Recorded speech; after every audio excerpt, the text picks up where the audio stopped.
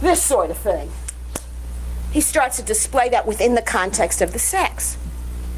Now that is extreme sexual molestation, extreme abuse. And Erik has managed to cope and has managed to hold on with one hope. I will go to college and, I don't have to confront him because I can't. I'm a coward. He is all in this family. I can't run away because where would I go and who would believe me? And they've made him such a cripple. Mr. Kuriyama says he'd get off his butt and work.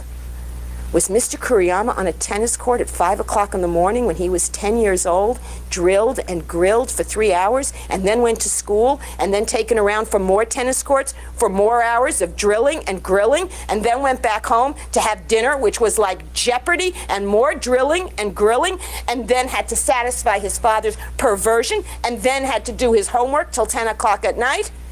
And he wants to talk about this kid not working?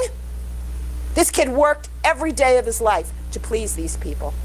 Every single day of his life. This is the hardest working kid I've ever heard of. He should have been paid. They violated the child labor laws, and he has the nerve to sit there. He should get off his butt and work.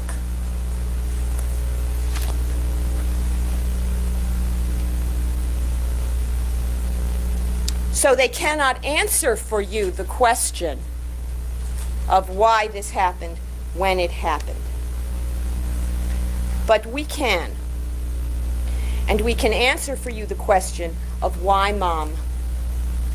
And it's hard, and I know it, and I've known it since the day I got this case. It's hard to convince people that mommies can be cruel, and that mommies cannot love their children, and that mommies can be frightful to their kids. And we always knew it would be difficult because there's a tendency to be sympathetic to a woman who is married to a bad guy who cheats on her.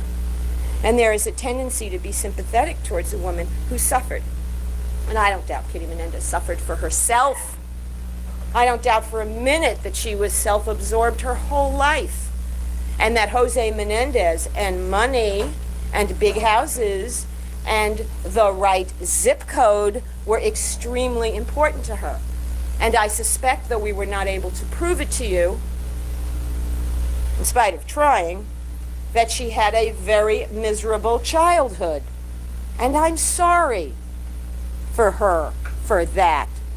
But she didn't have a right to take her grief out on her kids, and she did.